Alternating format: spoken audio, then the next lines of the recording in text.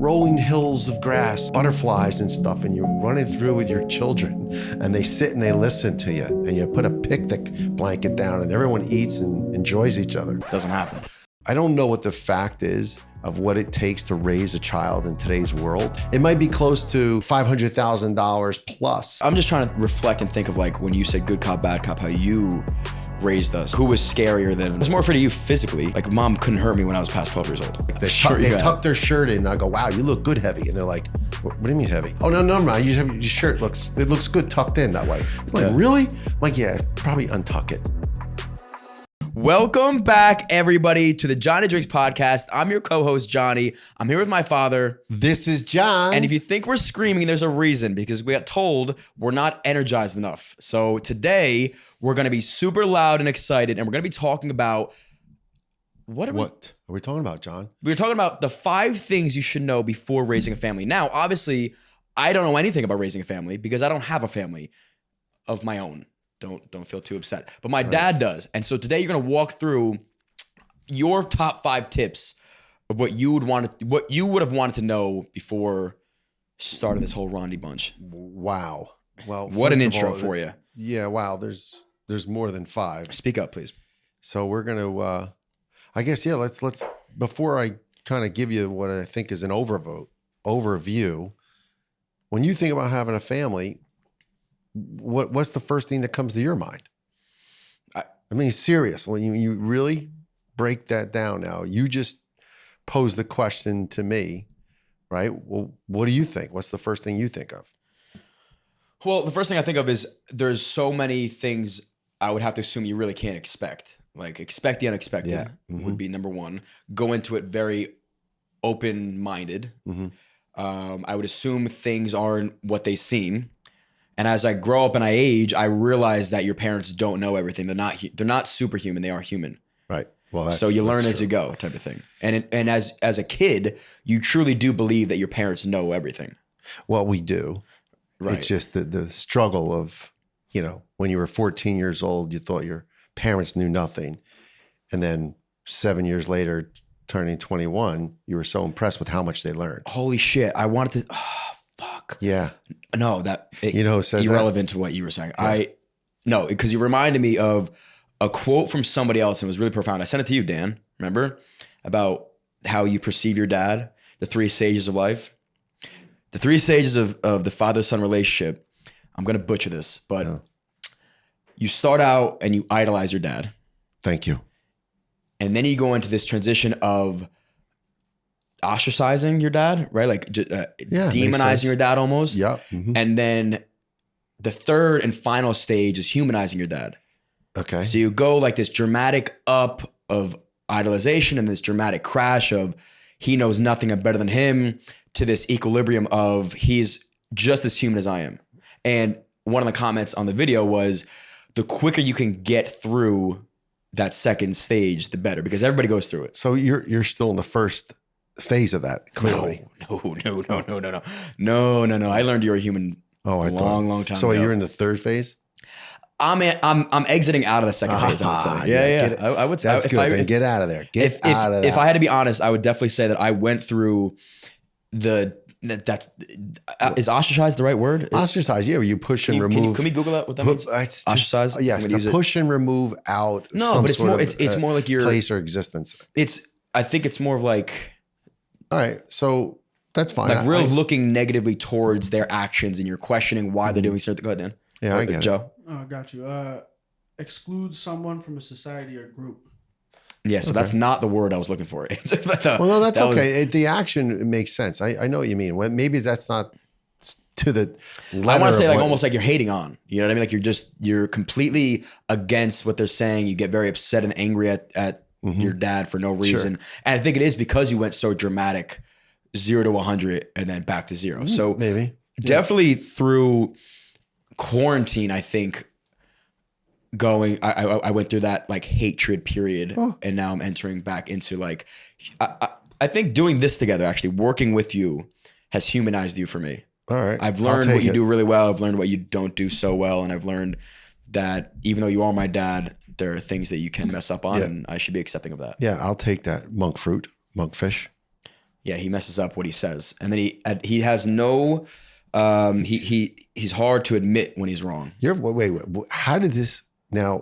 I'm just saying we went on a change tangent. to- I remember raising that. a family, having a family. Now you're talking about Well, those are things you didn't know. What? That's part of raising a family. Entering out of the stage. Okay. Whoa. But maybe there's a place for that in the family dynamic as you kind of grow and have a family. But we're talking about I think the first few steps to consider, or things to consider, or points to make when you're thinking about having a family, right? Right. I just think that's important. Started. That's important for every son to know. It's okay if you're going through, because when I was going through it, I was questioning, does anybody else feel like this? Like, why do I have this such passionate energy towards this guy? And why am I so confused and frustrated? I must be the only person that feels like this. Okay. But I went think through the this is a same whole shit. other podcast. I don't think it is. It's okay. We're on the same podcast. Okay. You want to share? Want me to Let's share go. and Now talk about? now we're going to go right back into 5 things you should know before raising a family. Okay. So my question back to you is, what do you think of when you consider the time when you're going to have a family? You already asked me the question. I know, but what was the answer? We kind of got lost in this analogy of. I said that there's probably a lot of things you don't know, and you really can't plan for certain things to happen. Okay. Or you could try to mentally plan for them, but then when they actually happen, I would assume they're going to feel very differently than what you thought. All right. So one of the very first important things when you consider having a family is that right partner. This right? is number one. This is in the scope of it. It's the umbrella is very big, and what is underneath that umbrella in the category, they're all pretty important. I don't know which one's more important than the other, but it has to start with the right partner, the right alignment. And you say having a family, that's a broad stroke. How many in a family, right? What kind of family? Meaning, do you consider having your own children? And is your partner, do you know that at this point when you're ready to have a family, or do you discover that maybe they're not up for it the way you thought in a casual conversation? So of the 5 things to know before starting a family, the first one is having the conversation with your partner to know what the expectations are of the size of your family. I think that's the fun part. One of the funnest thing, the most romantic parts of thinking about having a family is daydreaming. Oh, I want to have 2 boys. I want to have 2 girls. Yeah. I want to have 6 kids. I want to have 1 kid. I want to have 5. Like those are the easy things to do first, but you need to do it, right? You need to talk about it and understand that each other is perfectly aligned with not only having a family, but how big. If you can map it out, which we plan and God laughs, so you don't know what you're going to end up with, but if you could write it out, well, what does it look like? I think that's a great first step to have with your partner. Now, what if your partner doesn't agree with how you feel? Like you want to have a big family, your partner says, no, I want 1 or 2 kids. Well, then therein lies your first obstacle. Who gets to say? I think you would both need to agree to start with 1, because you can't have 5 until you have 1. And you may not be able to physically conceive 1 until you try. And that's a whole other wrinkle that gets thrown into this, the stress of having a family naturally without in vitro, without having to consider even the other end of the spectrum, which is adoption. Right. So these are all very relevant segments of having a family. And you can have a family in more than one way. Conventional way. So if you're a male and a female and you want to conceive and have children, hopefully you do it naturally and away you go. But if you're a male and a female and you can't, well, then what? Then what comes into play? Science, in vitro, artificial insemination, those things. Right. Yeah. And that gets expensive. So if I had the idea with my partner and said, we're going to have 5 kids, and we had a problem with the first one, and then it got costly and expensive, and we're like, okay, maybe we need to let's just have 1 and be happy, right? That's a real world scenario. The other is, none of that works. Science is not going to help you. You have low testosterone, low sperm count. Your partner as a woman is not fertile. She can't produce eggs. She has issues going on, maybe pre-existing, that you only learn about now as you start to have the conversation. There are a lot of women that have things that go on in their adolescent life that contribute to them being fertile or not being fertile. And you may not know that until you have the conversation with your partner. That's a personal thing. That's a good point. Yeah. You have to ask that. Yeah. I would assume you have to ask that question sooner than later. Well, right. So that's the fun part. That's the easy part. And maybe it's not always fun because of some of the challenges that I just mentioned. Yeah. Right.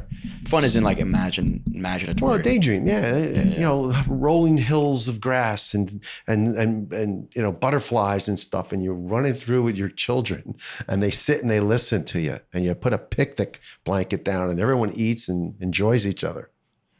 That's a great visualization. Doesn't happen. No, maybe it does for some, but others that's not realistic until you learn. Wow, children cry and they don't listen, and there's mosquitoes and bugs and, you know, other things that affect your real world versus what you envision. The expectations of, or the reality of having a kid. Yeah. What comes with that. Right. Okay. That's so to summarize, first thing would be setting expectations with your partner about the size of your family. Yeah. Yeah, I think that's a good one. That's a really good first step. I can't believe I was using the word ostracized. That was in my mind for like the past 5 minutes. What an idiot. That's what happens when you try to use words that you don't actually know. Ostracized. Well, I don't think that was so far off. It's so far off. Oh. That means like outcasting somebody. I guess, okay. Well, it is, like, you are. You're dismissing, you're outcasting, you're removing them from your place. That's what? What's the real word? The real word, I forget what the guy is so well known. I'm drawing a blank on who he was. I listen to him all the time. You know, I sent it to you, Dan. Pull up your fucking phone. All right. Video? All right, so I sent it as a TikTok. Pull it up.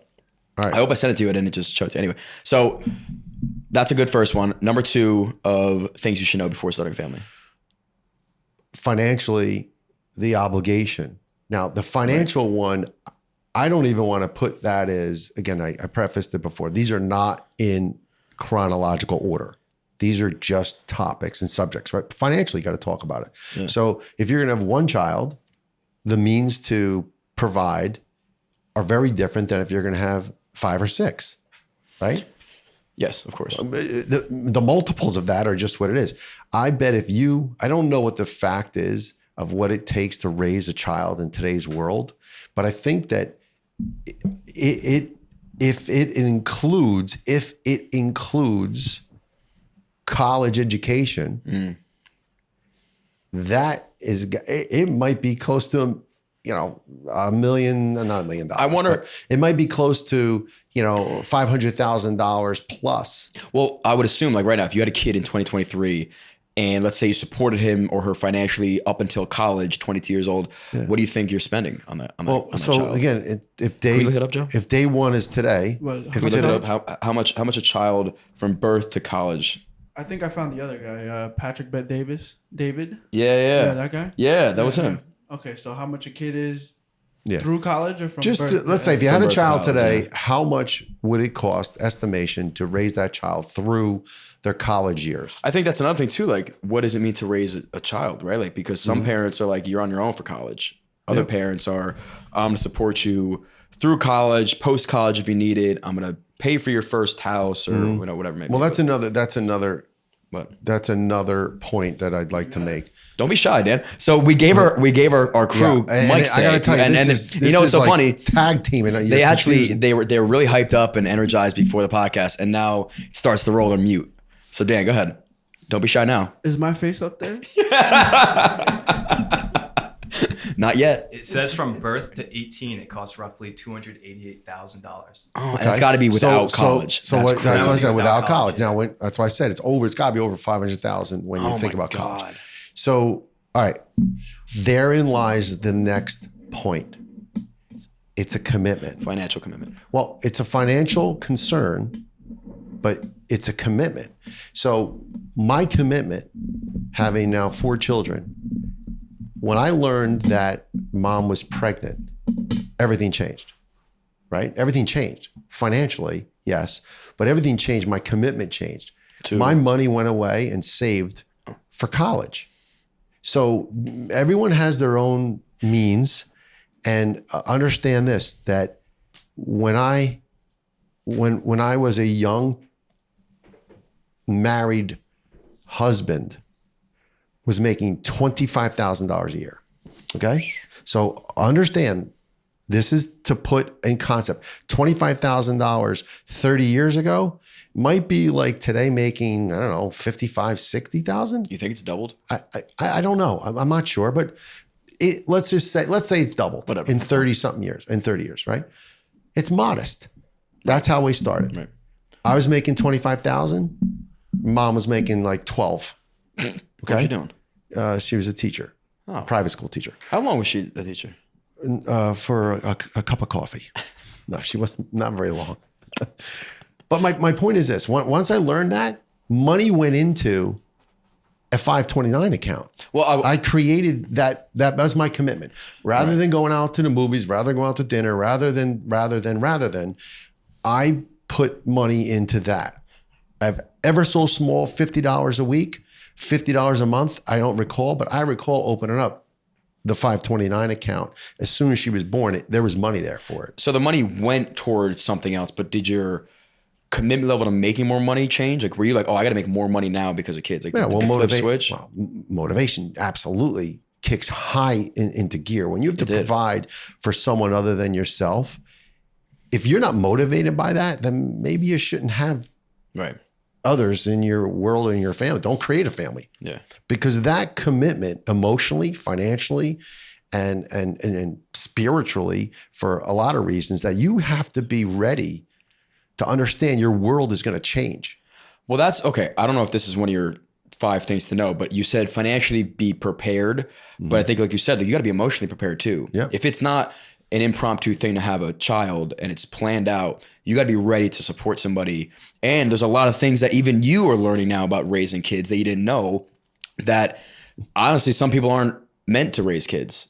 You know, now they have these families and you're traumatizing these people that didn't ask to be traumatized. So I think those are things that people really have to start thinking about prior to committing to one person and then having a family. Yeah. Again, we're talking about a scenario here where we're mapping it all out. We're thinking it through, and you have time to not only visualize it, but fill in the blanks. That doesn't always happen either. You could be dating a girl. Of course. Yeah. And okay, life happens. And now what? Well, you didn't prepare, you didn't talk about it, but now it's here. That's your commitment. And there's a lot of people that might have a different opinion on how to handle a situation like that.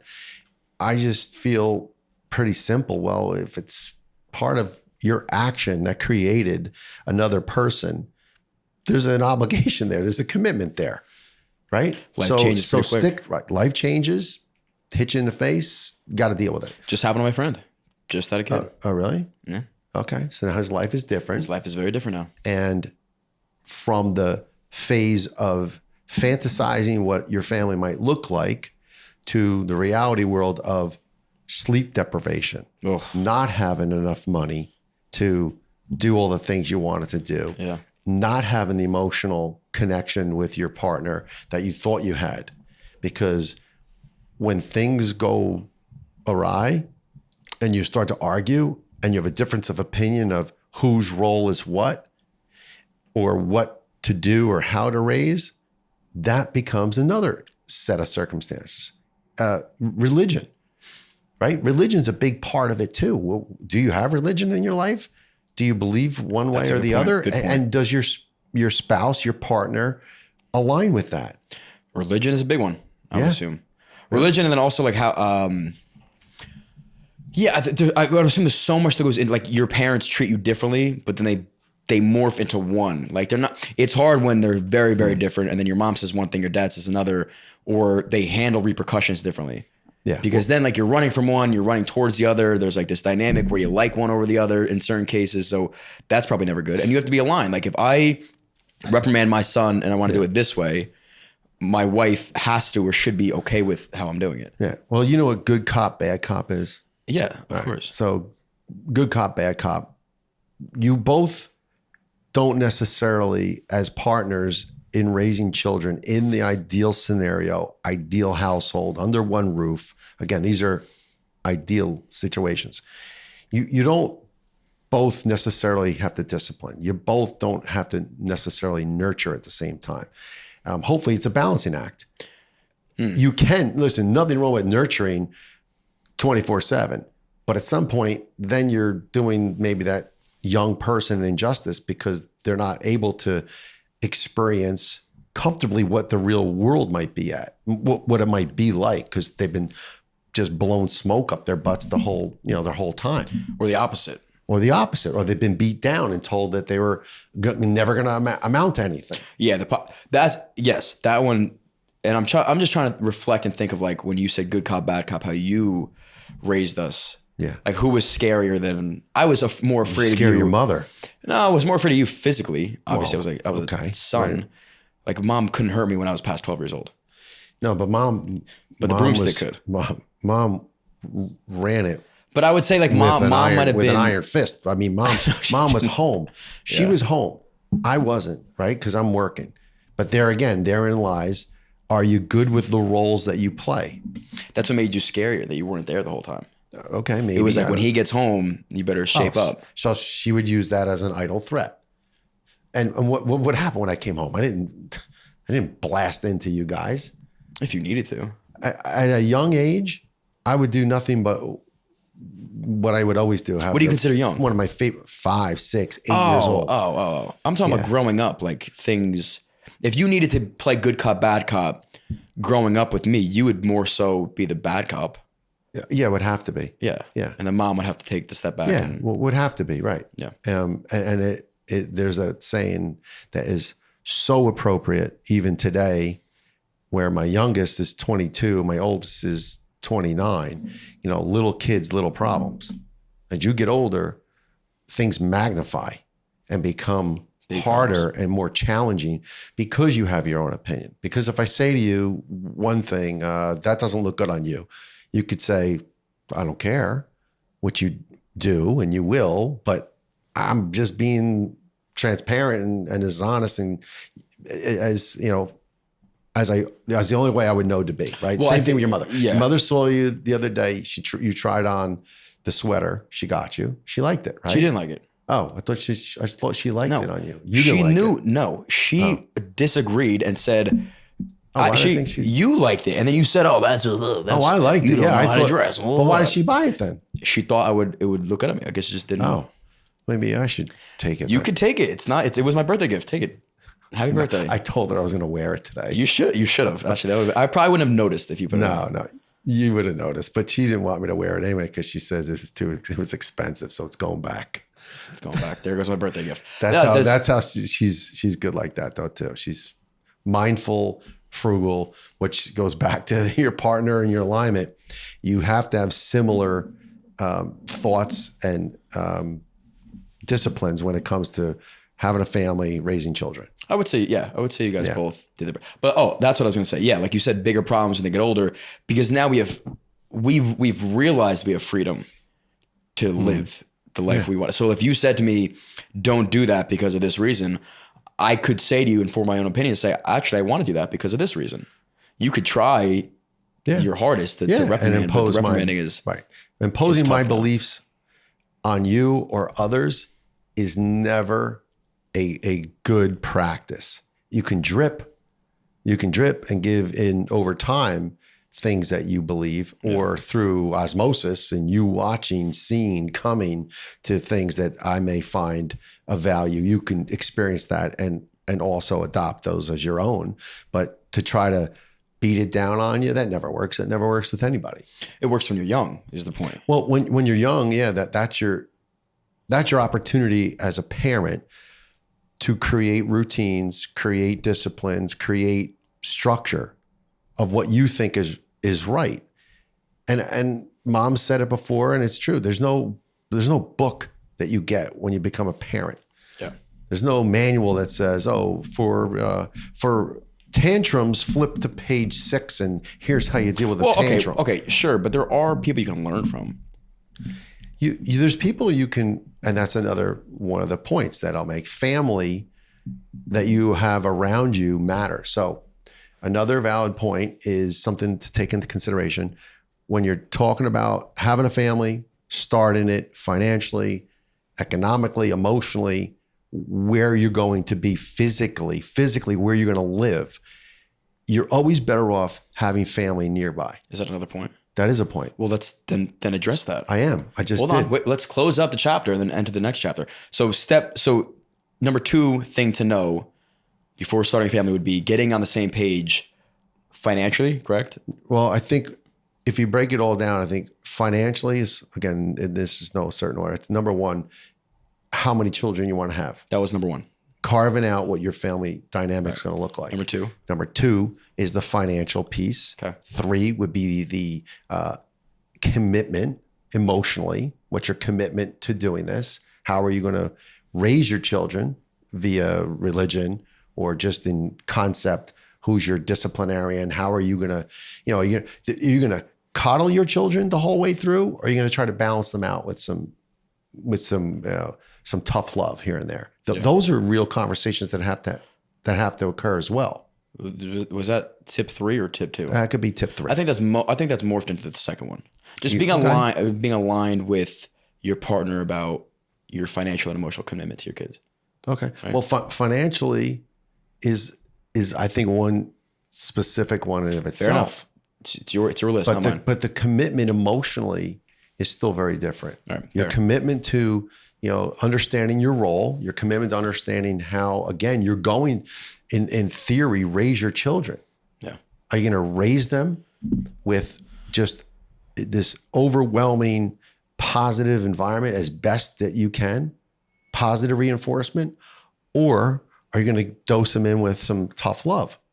And I think your ethnic background and your own bringing has every bit to do with that. Yeah, definitely. Right. And that's what sometimes, again, we talked about if parents need to be ready for kids, and sometimes they're not because they didn't deal with their own trauma. And now they're unleashing their trauma on their kids unnecessarily. They may, as a would-be parent, you may not have had a great childhood. You may not have been raised. You got to flush that out.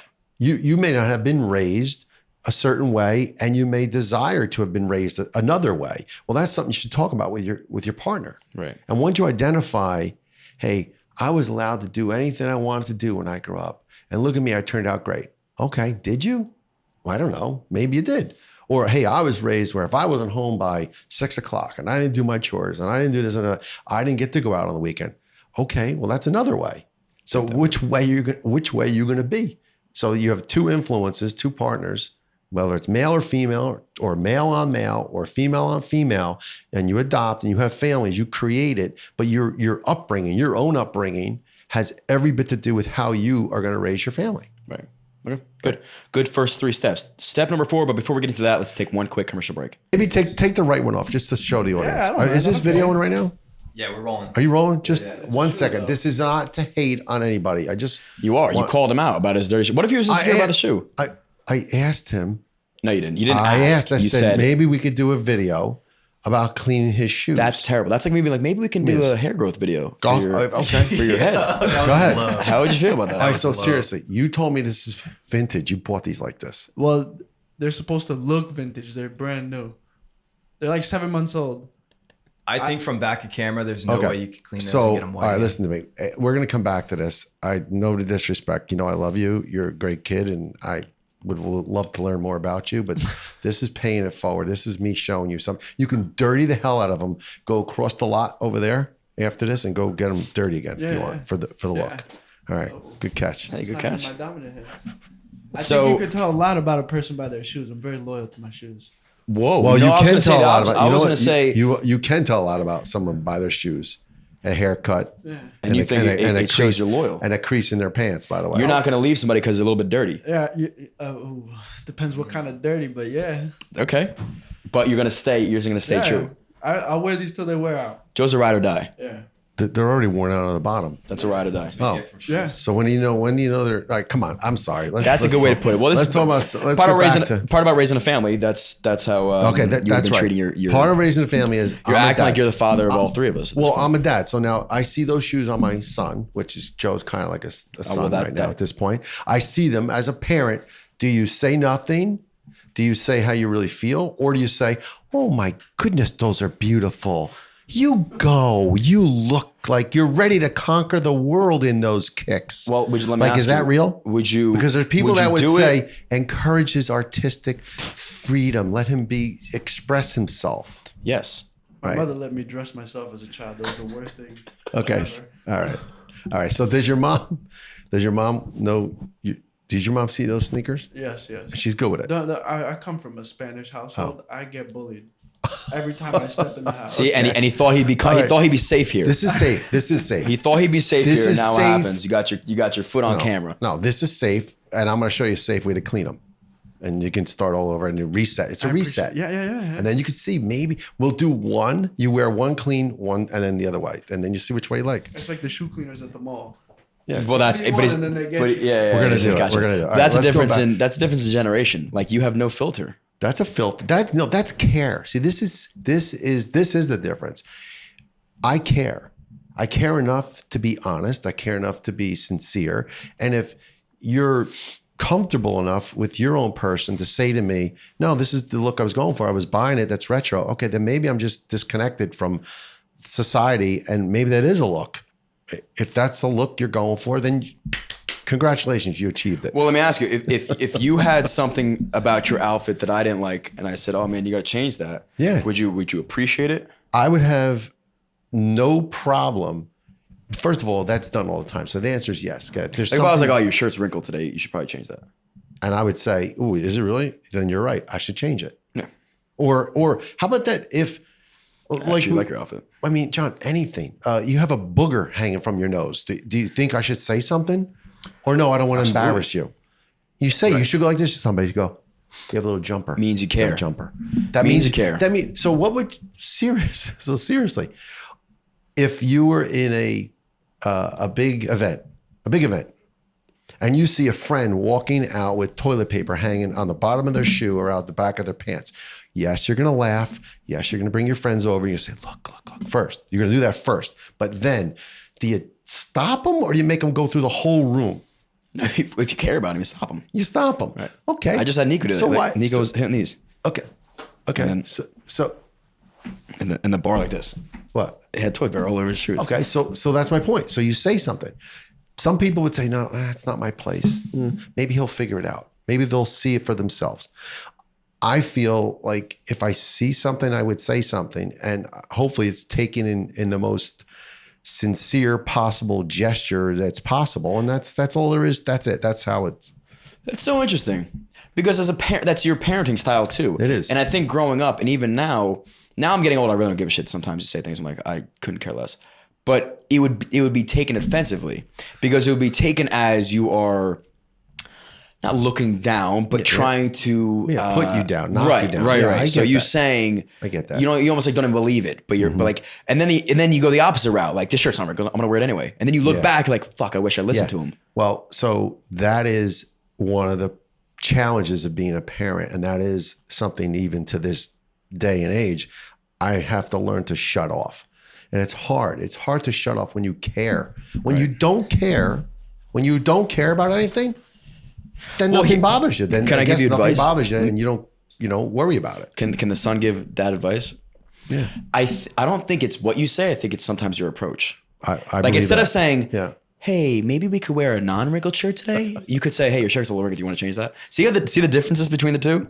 Yeah, but- now, as the people in the audience, how would you? Which one would be a little more receptive? Yeah, but I like that. I like. Of course, I know. I listen. I grew up with you. I know what you like. It's back in his and what you slapstick. get, and what you get is the reaction of me saying, I don't want to fucking listen to you No, now. I think it's funny if I said to you, "Wow, you look so heavy in that shirt. It looks great." Yeah, exactly. Like that's and you're getting that's- the response that you but deserve. that's funny to me. To you. I know, and it's not to you. And Well, I don't that care. No, is you're true. not gonna call me heavy. It doesn't bother me. No, but I've said it to plenty of my friends. Like they Sure you they have. tuck their shirt in, and I go, "Wow, you look good heavy," and they're like, "What do you mean heavy?" Oh no, never mind. Your shirt looks good tucked in that way. I'm like, really? I'm like, yeah, probably untuck it. And but those are good friends of mine, right? You Those could are have good just said, friends of hey, mine. maybe untuck the shirt. Be like, I think it looks better untucked. Well, no. Then I say if it's out and it's not supposed to be out, I say, do you have a medical condition? Like, why is it out? So now you're realizing as you're saying it. I need Brian Carey here. Karen, I need him here. Who? I need Brian Callen here. Oh, was that a real mess up or yeah, that was a real I need mess Brian up? here. Yeah. I need someone who's gonna understand. Just goes to show- my wit, Oh, understands your wit. Yeah. my bander. That's All right, hilarious. so let's go back to the serious point of Oh, yeah, please, let's so get we serious. don't Let's have to get lose the traction on this. Well, that goes into your parenting style. You're very say how you feel, but in ways that you think are best. And Listen, it's learning on the go. You're never gonna get it. You're never gonna get it right as a parent. You're just gonna aim as high as you can, and knowing when you miss, you came close, and hopefully that was good enough. But you're never gonna get it all right, and you're going to make mistakes. And certainly, I know I've made plenty of mistakes. I still make mistakes, but I'm not that person that can just step aside and ignore everything. Some things, yes, pick and choose your battles. Ignoring all of it and just hoping that you'll be all right. The kid will figure it out. He'll figure it out. yeah, you have a hard time doing that. That's hard. That's hard. It's hard for me. It's hard for many parents because when you care, you love, you're emotionally connected, you've been down that road and you just want to speed up the process a little bit and say, you got 3 doors that are in front of you. Please go look at the first door. Like, just go to that Yeah, but door first. that might have been your preferred door, not your kids. No doubt. No, I'm not, but I understand that. But you want to take any pain away from your children. But you may be causing pain. The by doing impetus. that. Well, I don't know if you're causing pain or you're just creating tension and some frustrations. But no, because what's beyond that door is sometimes the gravity of the pain. I'm just certain as a parent who's experienced that sometimes, no, those 2 doors, don't go down there. Don't go open those doors yet. Try that one before you jump to, That's a tough one though, because those 2 doors Yeah. could have been the better path for the individual. Not in the example I'm giving you. I'm giving you an example where those other 2 doors are not the right, they're not the right option. And you're going to go through the pain of experience it to only understand, I should have went through the first door. But you need to experience it yourself. You do. As a parent, it's hard to watch your children go through any pain. I'm sure. Okay. But don't you think that's part of being a parent?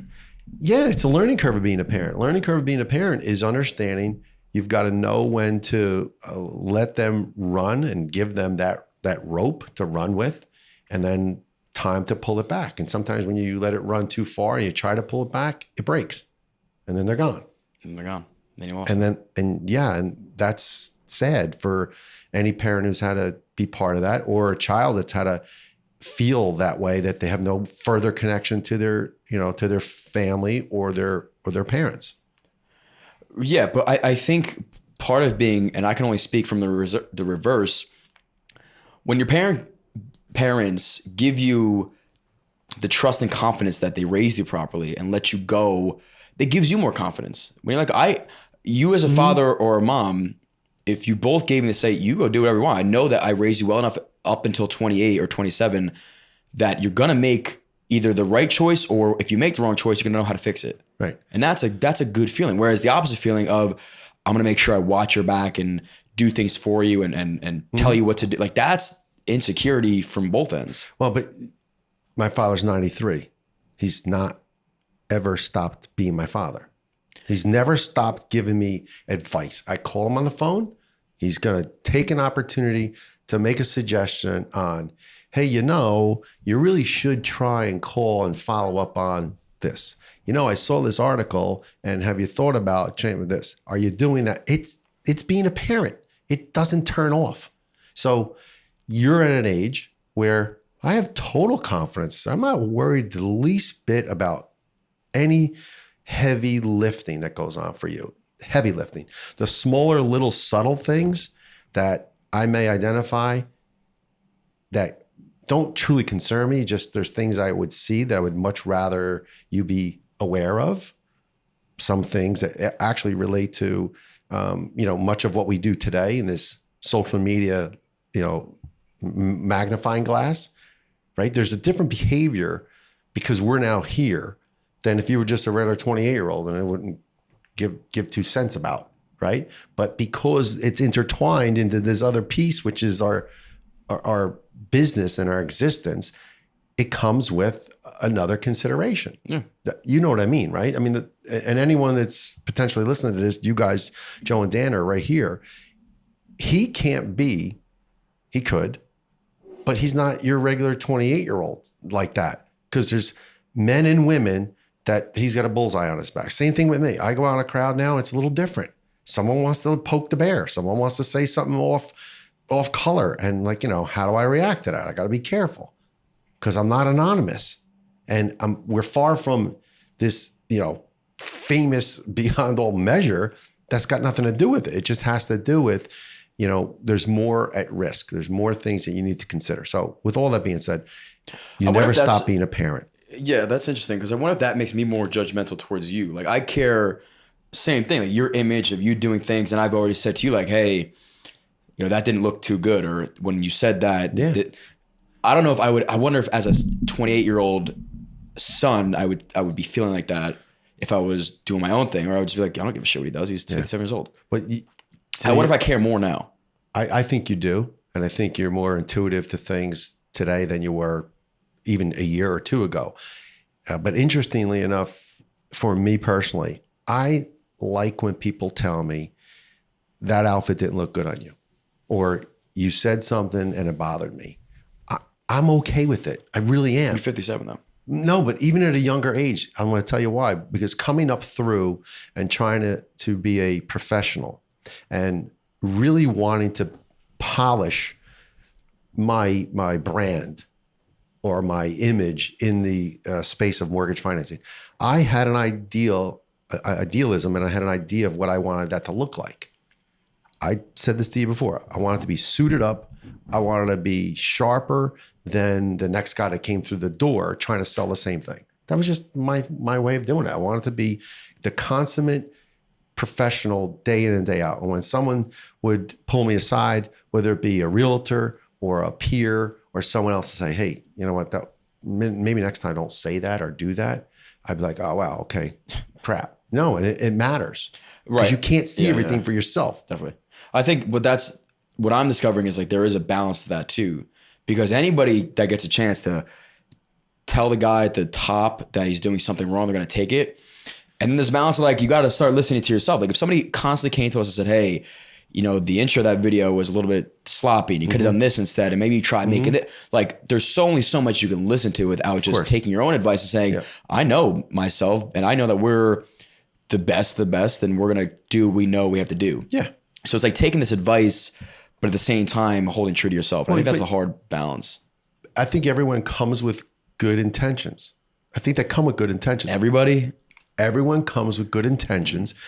And then you'll see through quickly that now they're really just trying to chip away or trying to take and pull from or bring me down. Or they want credit. Like they want to be like, I helped that person. All right. Yes. And so you have different examples in your mind. I'm sorry, as we're talking about this. Everyone wants honesty until you are, and then you're an asshole. Okay? Everyone wants you to be honest until you are, and then you're an asshole. That's a good one. Well, that's not mine. That's actually George Carlin. Okay? Who's that? He's a comedian that is long gone. But he said it best. And I just had a conversation. I had a great lunch the other day with a friend of mine. He was asking me about his social media stuff, and we're looking through it. Greg? Doesn't matter who. You afraid to say names? No, I don't like to because I don't know that would be comfortable for anybody. Anyway, yes, you know who it is. So we were talking, and he said to me, "Well, what do you think?" And I said, "That sucks. That's good. Okay, I like this." He goes like this. You know what he says to me? He goes, "Man, you're the only one that is honest with me." I said, he's such a nice guy. Well, but here's a guy, again, a professional that wants to be better. That's great. And if I showed you that picture, right, yesterday at the house, and I showed it to him. He's like, I didn't do that. I said, well, but somebody did. And that's a reflection of you. I scroll it, it's on your page, and you didn't do it, then you got to check those people that are working for you, with you, to give the narrative of what you want, and don't just close your eyes and just say, "Oh, I should sit there and there's a reflection in the back of my head, and who cares?" That speaks a lot to him. Right? I care, so I have to. There's no insult to it. It's just if it's you and it relates back to your image of yourself or your brand, you can try to do the best you can to put it in the best light possible. Yeah, I think that's, and I'm self-realizing right now. I think growing up, I've always taken your criticism as you're better. and maybe I'm competitive, and it's like Yeah. but it's just you. Hey, like it's your approach, right? Like again, your shirt's a little wrinkled versus Sure. the way you'd say. Did Or you that give video could have used this instead of that video sucked. Like there's different ways to go about these things. How about one of Dan's favorite things I said to you is, did you get that shirt out of the hamper? Fucking hate And you're that like, what are you talking about? And then it blew you up. That was no, good. no, don't. Dan, that was don't, good. That no, was good. That was the cherry on top of the But day. That still- was not. but still, that do you- was not the one thing that got me do you going. realize I've used that line hundreds of times over? Wrong timing. Then it was the I know, wrong I timing know, to use but it. It is so funny to me because literally I interviewed a guy one time, interviewed for a job. This is back in corporate America heyday where it was suit and tie. And if you didn't wear a suit and tie, you wore no tie, collared shirt, and a suit. And if you didn't wear the jacket, you wore a shirt and tie. Like this was the model, right? Yeah. And a guy comes into me with a shirt, untucked, wrinkled. And it wasn't even like a Tommy Bahama shirt. It was a dress shirt. This is the days before untuckets. And okay, this was a long shirt. He sat down with me and I looked at him. I go, did you get that shirt out of the hamper? No, you didn't. I didn't hire him. He was gone, done. And I was like, I couldn't believe he came to an interview that way. Was he thrown off? And he's like, oh, I can't believe you said that to me. So, well, you're trying to put your best foot forward. Are you not trying to get a job? He said that to you? Well, he says, well, I'm a swap. I said, well, no, that's okay. I'm just, listen, if you're going to work here in this environment, number one, it's a sales environment. It's guys on top of guys on top of guys.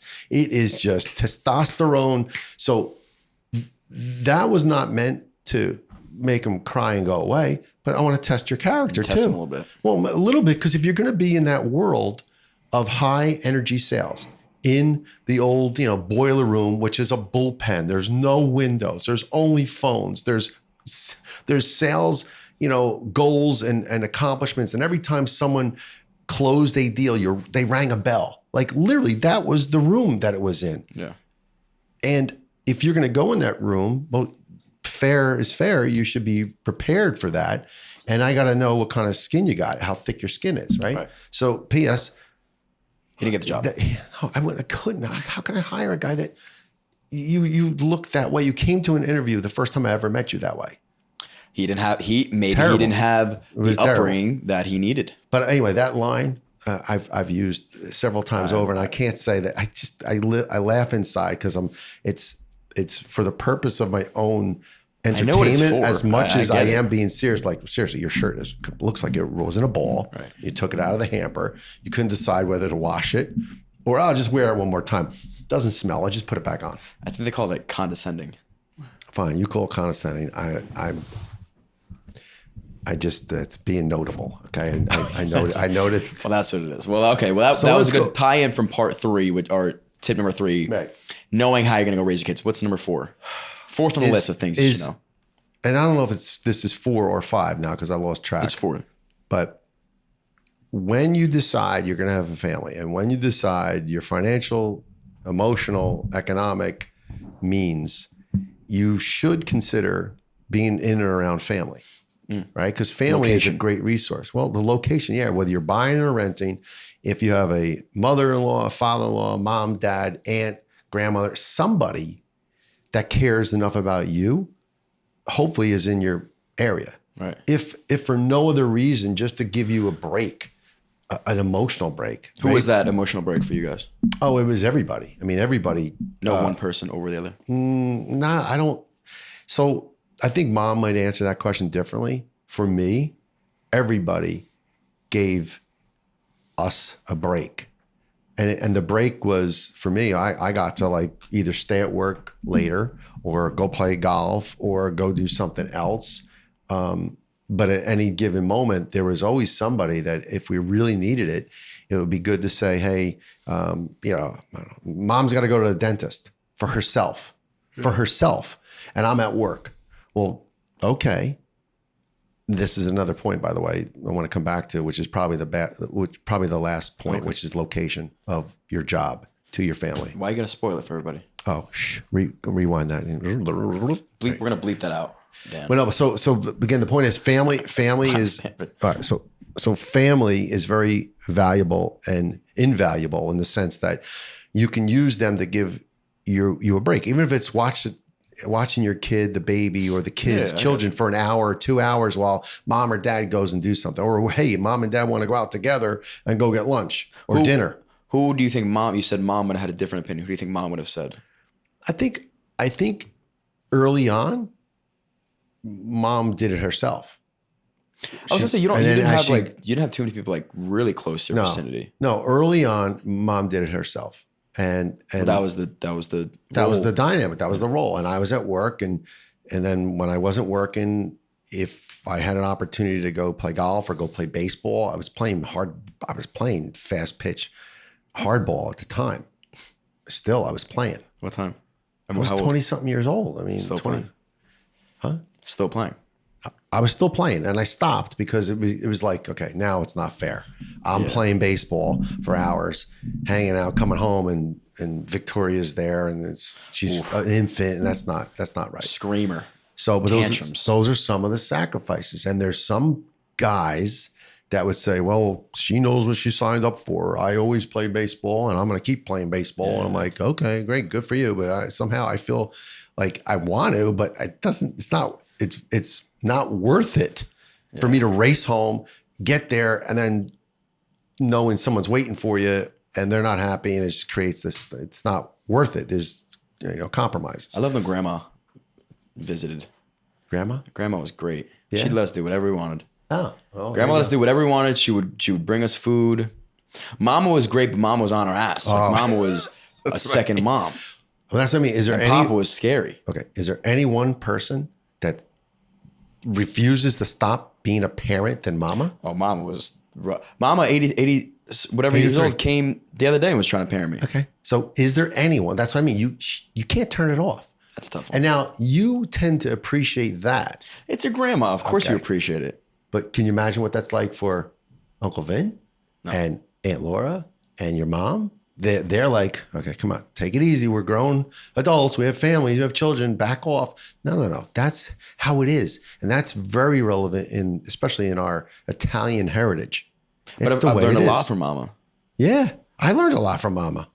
See, that's where, again, we're all wired differently. She could tell me something and I may not agree with it, but I'm going to think about it. She may tell me something that hurt my feelings somewhere and insult my intelligence somehow. She doesn't mean it. I know she doesn't mean it. All she means is like, come on, like snap out of it. There's another way of doing this. Yeah. And she's done that my entire adult life. Different parenting styles for sure. Yeah. Which again, it's not always, doesn't always work, but it is something you have to embrace and understand and put into a place that ultimately then you can pull from to either motivate you to do better as a young person, as a child, or find some other value that comes out of it. You also had friends that would help out, right? Like raising us, even Jimmy when he was in the house. Oh yeah, he would act as a father, and in a great way. Like he would. Oh yeah, no doubt. Babysit us, and well, again, that goes back to with the location of your family and friends in this case. Right. Yeah, there's definitely people that Uncle Steve would do what he could to help out. He would take me out and calm me down and remove stress from my life, and we go smoke a cigar. So he would help me that way. That's Uncle Steve's contribution. Yes, and he helped out. I mean, he would take us out too. And then he would sleep over, even though it was late, and he'd pass out sometimes. He'd be on the couch. And it was good. So he helped. He loved a nice sleepeover. If it when we were, might have been in the shower, but he was in between. He was in between those places of kind of needing a place and not knowing what his place was. Oh, he's great. He's going to be on the podcast soon, I think. Yeah. Ooh, can't wait to. We'll get him back. I want to hear those. So, but the last part, let's just wrap it up. First one, Dan's timing us out. You want a break? Oh. Okay. Let's take one quick break, guys. Let's go to a break. All right. And we are back. So I'm here with my son, John, and we're just finishing up the few topics around starting and raising a family and things you need to be mindful of. And so we kind of kicked around several of them now. Let's go through them. Number one was the alignment with your partner and understanding The size of your family. Right. Visualizing what you want to have as a family. Number 2 was understanding the financial commitment of this family. Number 3 was understanding the emotional commitment to this family. Number 4 was location of family and support. Yes. And the 5th and final tip before starting a family is, I believe, where your job is, where your location of employment is relationship to your home. Okay. So listen, in an ideal world, if you live in a town and you can work in that town, that's gold. If you live in a town and your job is an hour and a half away, that's something to consider. Right. Because you are not, if you're an hour and a half away, an hour away, you need notice to get back home to help if something happens, right? If there's a problem at school with your child, and again, dynamics of the family are different. Does your wife work? Right. And you work, and you're both an hour away? Well, that's a logistical challenge. Yeah, you never showed up to school with an issue. No, well, I didn't because mom was stay-home mom, right? So she would. Yeah. But I worked in the town. Yeah, just in case. And I got to tell you, as a young person, considering all of that I had opportunities to work in the city, and I interviewed in the city, and I saw myself. And this is where, again, I'm not suggesting I knew it all, saw it all, but you have to know yourself. I wasn't going to go into the city every day, and even though it was the highest paying job at the time, I told you I made $25,000 working for Colgate-Palmolive in and around my backyard. Driving around at my own leisure, knowing what I had to do, but I can come home anytime I wanted. I can go back out. I can work a weekend. It was my own schedule, right? Logistics close to home base. Yeah. The highest paying job I had offered at the time was $100,000 a year. Whoa, from the 25. Yeah. It's a big step up. To go and to sell insurance in the city. Wow. Every day. And I said, I'm not wired for that. I don't want to do that. I don't want to be away from my home base. Yeah, the money's great, but I don't want to go into the city and struggle in and out. And the variables of could it take, 45 minutes one day and take an hour and a half the next? Absolutely. I hate it. Right. Well, so, again, those are things that you need to consider. And likewise, again, when you think about your household, are both mom and dad working? Are both parents, father and father, mom and mom, however that dynamic of the family works, are you both working? Well, someone should be close to home base. What about location of school? Did you care about the education system? Yeah, absolutely. I think that, yes, you care about the education system and your community and the town you live in. That's important. So, well, it is important because you're going to be paying taxes in a town, right? And like the town we grew up in, we made out, although you pay for every dime, you pay every dime towards it. We had 4 children go through the public school systems. That's great. And the school systems of Wayne Township were pretty good. Were they the best to the ranking system of sorts? No. Was it the bottom of the bottom? No. But was it very respectful and have what we felt our children needed by way of everything, by way of athletics, by way of extra community involvement, by way of just the overall credentials of the school and the education program? Yeah, it checked a lot of boxes. What's the number one New Jersey public school system? Joe, if you want to look that one up. Because I wonder if it is a North Jersey public school system. I feel like we had pretty... Well, we have great public schools. Wayne Valley was not... Well, hold on, but it's funny. Okay. It moved from when you went to school and when Joe and Diana went to school. We had a lot of thugs. North Valley Regional High School. North Valley? Where's high school? What is it? And #1 best school district in New Jersey. What is it? Northern Valley. Northern Valley. Okay, read some of the towns real quick. Just schools? Rattle some more. Any up here? Like what's up here? #2, Princeton Public Schools. Makes sense. Okay. 3, Milburn. Okay. Milburn Deli. West we should Windsor. Go there. And then Ridgewood #5. Okay. So Ridgewood, huh? So there All are right. some great school systems in the area. Public school systems. When you go private, private sounds out of the gate a lot better. It's not necessarily always And the better. schools, my buddy went to It's not a private school. He didn't learn shit. No, well, again, it's not necessarily just because you go private doesn't mean it's better, right? Anyway, back to the reasons that when you find your place and where you're going to be planting your stake in the ground and it's going to be home base, all those things come into consideration. So where you work matters. Having to come home to give relief, to give coverage, to just make it easier after work as your kids get older and they play sports, 6, 8, 10 years old, you want to be a coach or you just want to go watch the game? Well, if I'm in the city and my kid has a game at 6 o'clock, you may not make it. 3 o'clock, 4 o'clock, how am I making that? You won't. You may not. Yeah. You may have to take a day off, a half a day. Everyone's, again, things are a little different today because, it's the whole split work week thing. And, I'll work 3 days a week. I'll stay home 2 days a week. And maybe you could time some of that around your children. You could time some of that around your children, right?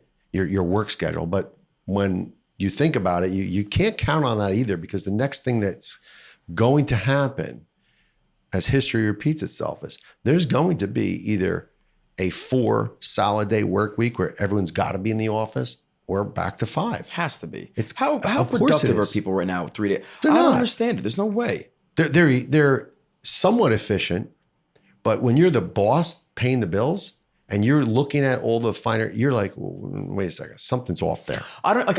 We don't have a traditional job, but even with you editing stuff and us working through problems and ideas, I want you here, talking through different things, and the lack of back and forth. It's just, I think it's maybe we're in a creative space, so it's a little bit different. We need this. I think on the flip side, being at home, I could have focused work for 5 hours a day. Whereas if I was here, it'd be I'd be working for an hour and then you'd be oh, change that. And then it would be focused at that point. There almost needs to be creative hours of let's just discuss and ideate, and then, okay, for 3 hours, let you go do your own thing. But that environment, we should be around each other, because how much do we go back and forth now? And then how much do we just kind of let things go that we know could have been better because we weren't together in the same room? And even from a sales job or company efficiency, I want to be fueled by the positive people around me. And watching this dude work really hard, now I got to work hard. If I'm sitting alone, I have no metric of how hard this hard work is. Do you know when I first started in sales, you had to be in the office every day, but you couldn't come in before 3 p.m. 3 p.m.? Yeah, 3 p.m. What do you mean you couldn't come in before? You 3? could not come in before 3 p.m. because you had to be out on the road working, cultivating, planting seeds, selling, and then you can come in the office. Now think about that. Now I come in the office at 3 because I'm allowed to. Am I leaving? No. I'm not leaving. You gotta get something done. And everybody would do the same thing. Everyone was on a similar schedule. Everyone was in that boiler room, pods, phones. Envision this. Envision a big conference room.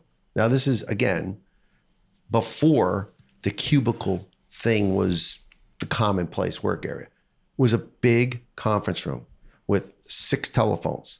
Is that intimidating? And we all sat around the same table. Really? Dialing, talking on top of one another. So when you were listening to each other, learning from each other, sharing ideas, and being and I'd hang up the phone, I'd listen to the other guy, and he would say, A, B, C, D, E, F, G. And I'm like, okay, good. A, B, C, D, E, F, G. And likewise, and then that worked, that didn't work. Try something else. That's how you learn. You are stuck in your home, in your basement, and you think you're productive. Maybe you are. Maybe you're hurting your own career. You don't know how growth. productive you could be. Yeah, because you don't know. Right. But it's like anything else. You got to work out and be around the best if you want to be the best. You go to the gym. When are some of your best workouts? When you're with people that influence and inspire you to do better. Anybody that should say one more rep, one more set. That's it. A little deeper squat, a little further. As simple as that is. So 100%. We're not talking about things that aren't truly impactful and life-changing. This is what, unfortunately, today's world, professional business world, is missing. It was there, and COVID wiped it out, cleaned the slate. We've reset, And now here we are today in a whole different set of, working conditions. But anyway, that's a whole nother conversation. No, so your location when you're raising a family matters. Yeah. Dan, you have something to say? Or you want to chime in? You have the mic in your hand. No, I was just thinking okay. Jesus. And that'll wrap it up. That'll wrap it up. Dan, thanks so much for wrapping it up. Let him talk. Go ahead. No, I was thinking yes, in that environment it works because everyone's doing the same thing. But say you had 3 different people doing 3 different things. Now all of a sudden I feel like your focus is divided because now they have a question about this and that. Whereas you work through it. But again, there's no substitute for collaboration in a room. But typically there's industry sections of the office, right? Like if I'm sitting with the other marketers, right, we're all talking about marketing. If I'm sitting with the other salesmen or the executives, I think, again, there is always room for improvement. And if you're alone, you don't really know what you're improving on. But that's why I think even a 2-day in the office job is beneficial and maybe 3 days at home. Just because now you could have that 3 days of focus work on what you're supposed to be doing and then 2 days in the office. Well, but here's the thing. You think you get stuff done on your own, right? Right. Yeah. There are plenty of people that don't, right? And they need that motivation from other people. Yeah, I guess. But you may think you get a lot done. You may be around somebody that really gets a lot done. You're like, holy fuck. Or you may be making the same mistakes over and over and over again. You don't even realize it because no one's there to say, whoa, what are you doing it that way for? Have you thought of it this way? There are those who sit in their pods, in their basement, in their units that say, I'm the most efficient, best version of myself. I am super creative and I am that I am. Okay, maybe you are, but there is no substitution for a creative human element. That's why artificial intelligence is so valuable, yet there's no substitution for that human emotion and that component, right? That's a tough one. Yeah. And they're 2 separate things. And we've talked about it a few different times over, but I would say to you, and I said this to you, it's called working in a silo. When you work, you know what a silo is? So a silo is on the farms, they go straight up.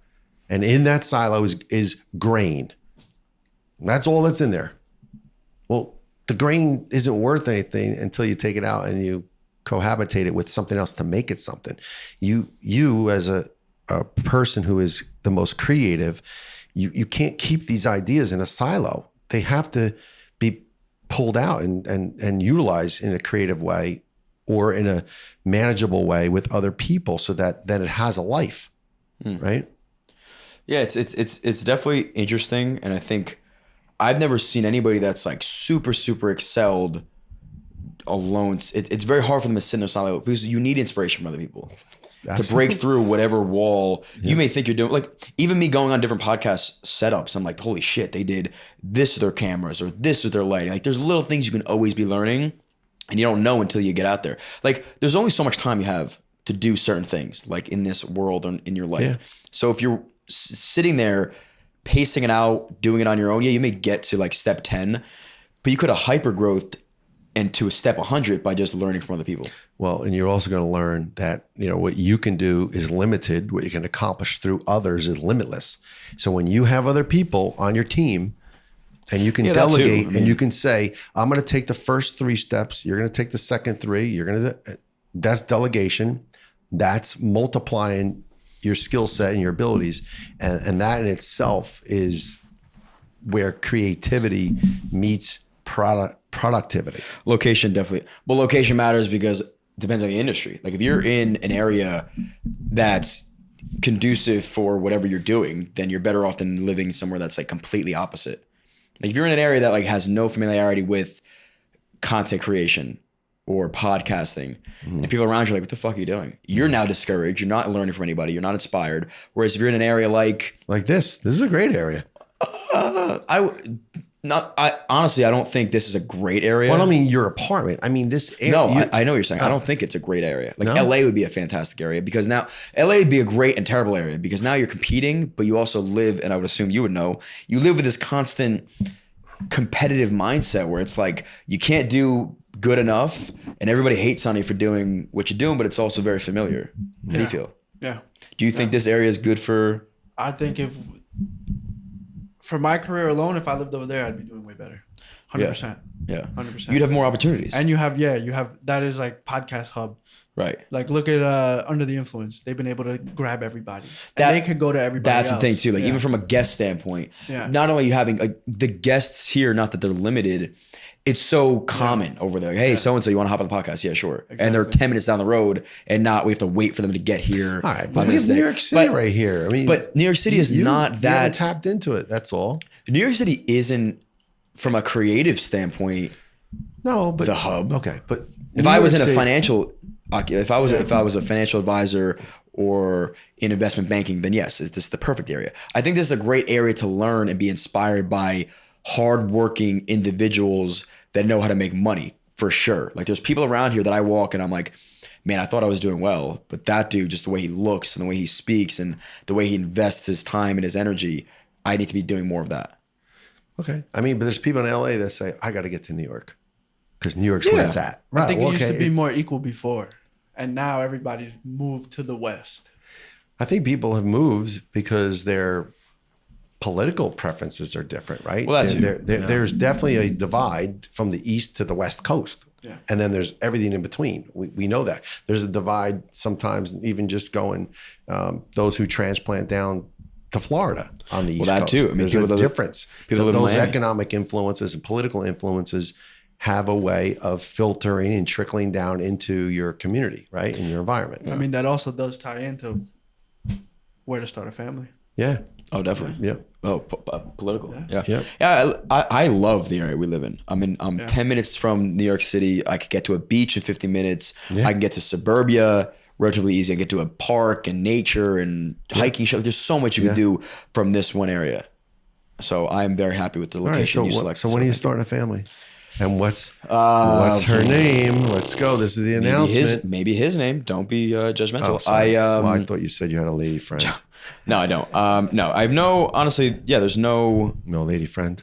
I think I'll know when it's time. I don't think I'm ready for that type of.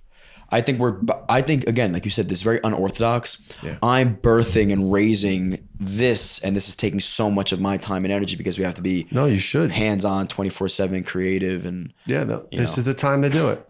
This is the time to take risks. This is the time to do it. So. well, thank you for that. That was welcome. a great episode, Dad. Thank you for sharing your wisdom with the audience. As always, guys, like, subscribe, share this episode with a friend. But that's it for today. Awesome. Peace. Thank you.